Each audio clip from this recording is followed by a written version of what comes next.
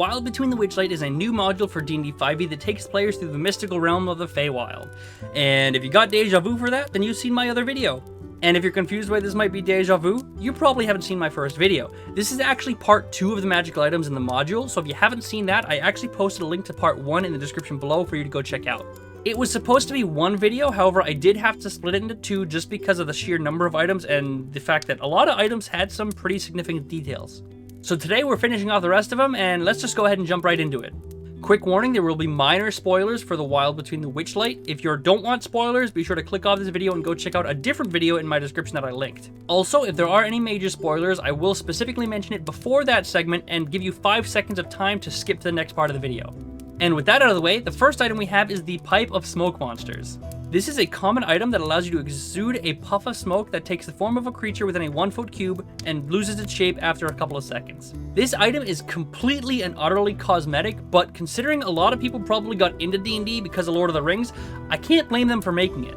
You can literally do the thing that Gandalf does with the puffing of the smoke and whatnot, and being blunt, honestly, probably a lot of players playing D&D want to play a character like Gandalf, and this gets you a step closer to that.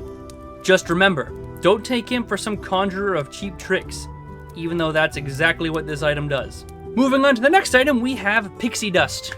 You want to be Peter Pan? Congratulations, you're now Peter Pan. Sprinkle some dust on something and now you can fly for a minute. Yep, that's it. The Pole of Collapsing.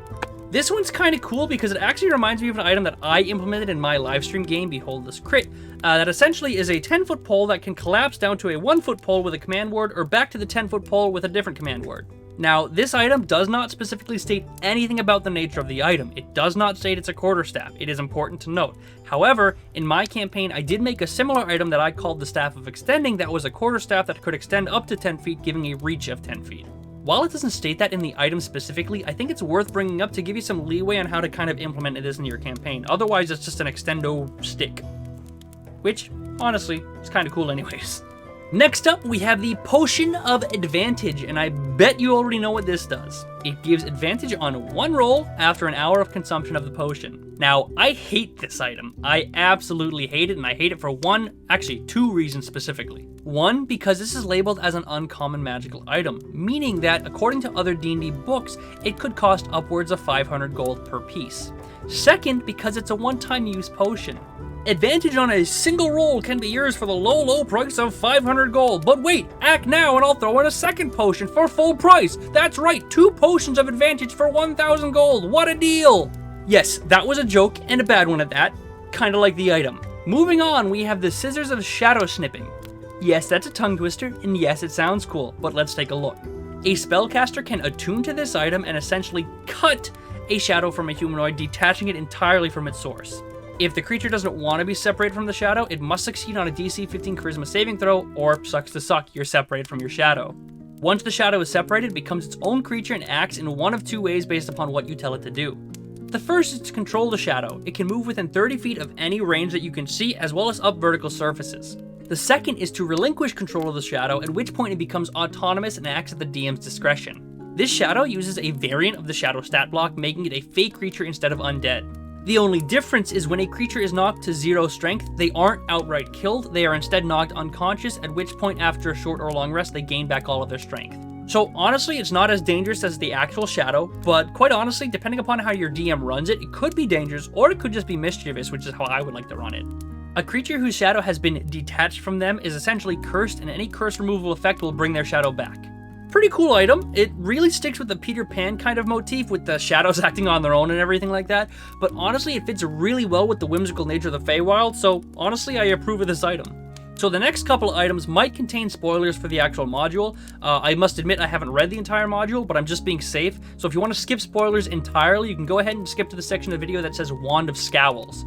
I'll go ahead and give you 5 seconds to do that. But what better way to spend 5 seconds than, hit that subscribe button. Go ahead, you can do it. I believe in you. Here we have the legendary greatsword, Snicker Snack, and boy howdy, here we go. This sword requires attunement from a non-evil creature and grants +3 to attack and damage rolls made with this Vorpal sword. Yes, you heard me right. When you roll an attack with Snicker Snack, I did not know that rhymed, that is totally not scripted. when you roll an attack with Snickersnack and you get an actual natural 20, if the creature has a head and it can't live without that head, the head gets cut clean right off and it instantly dies. Any creature that doesn't need a head is immune to slashing damage, it has legendary actions, or the DM decides it's too big to be decapitated, instead take 68 extra slashing damage. And yes, I know I just contradicted myself, but that's what it says. If your creature is immune to slashing damage, it takes 68 extra slashing damage. So don't ask me, I have no idea what that means. Definitely need some clarification, but either way, that's just the Vorpal Sword effect, it has more. While attuned to the Greatsword, you gain proficiency with Greatswords, meaning that you don't actually need a natural proficiency to use this item. You can also use your Charisma modifier in place of your Strength modifier when you're making attacks with this item, which makes it super versatile. And I almost forgot, Snickersnack is sentient. That's right, Snickersnack Clickety-Clack Snickers Bar has mental stats, hearing, dark vision up to 120 feet, and can understand and speak Common. That's right, Snickersnack Paddywhack Snickers Bar has mental stats of its own, it has hearing and dark vision out to 120 feet, and can understand and speak Common. And it also seeks out and urges the user to kill all evil dragons. So there's that. But the best part of this item isn't the Vorpal Sword, isn't the sentience, it's its personality. The stat block literally says Snickersnack is a fickle bitch and will essentially forcibly unattune to you if you miss 3 attacks in a row. That's right, the sword can essentially say, nah, you suck, I'm gonna unattune from you now, which is fucking hilarious. You can reattune to this item after a long rest, even if you've been forcibly unattuned from it. It does require a contested charisma check between Knickerknack Snickers Pack Paddywhack with you, and honestly I assume it would be slinging insults and honestly be making hilarious moments in the actual campaign while you're trying to do so. But anyways, that's Mr. Snickers. Let's hope you don't miss 3 times while you're fighting a dragon, because boy howdy that would suck. Moving on to the next item, we have Steel. Steel is a longsword that requires attunement to a good aligned creature and gives you +2 to all attack and damage rolls made with this sword. It also allows you to cast Revivify once per day. Similar to Snickersnack Paddywhack, Steel is also a sentient creature, the only difference being that it's lawful good and can speak and understand both Draconic and Common. It honestly cares about your well-being and just doesn't like running away from fights, so that's pretty nice. So comparatively to Snickersnack, definitely a more tame personality, but talking sword nonetheless. Next we have a real treat. The absolute creepiest item in the entire freaking list is the Talking Doll. Yep, that's what I said, the Talking Doll. Now, this item requires attunement, which in itself is creepy as hell. Fuck that, I'm out. I'm never attuning to this item. I don't know why anyone would. But essentially, it allows you to speak 6 phrases to this, of 6 words or less, and the item remembers it and can speak those back given any certain situation that you can essentially control. Meaning that if any condition you set is met, the doll will then speak that certain phrase based upon the condition that's triggered. That's it. A creepy as hell doll that repeats phrases based upon conditions set by the user. I don't know what it's for, I haven't read the module yet, all I know is I never want to see it again. The next 2 items are the Wand of Scowls and the Wand of Smiles. Now you can probably guess what these wands do, but essentially they allow you to force a charisma saving throw of a DC 10 or be forced to smile or scowl for an entire minute. The wand regains all of its charges each morning, however if the wand ever hits 0 at any point in time, you must roll a d20 and on a natural 1, the wand swaps to the reverse wand. So that means if you have a Wand of Scowls and you expend all the charges and roll a 1, it then transforms into a Wand of Smiles, and vice versa. These items are really unique and fun to just kind of drop into your campaign for a little bit of extra RP fun, but honestly they could be really useful for any given situation. Can you imagine using this in some sort of awkward social situation? You know, thinking about it, I never realized how much facial expressions actually play a role in our communication, so I'm sure you could sow some chaos in your campaign with this. So yeah, fun little items that you can pull out for some added chaos.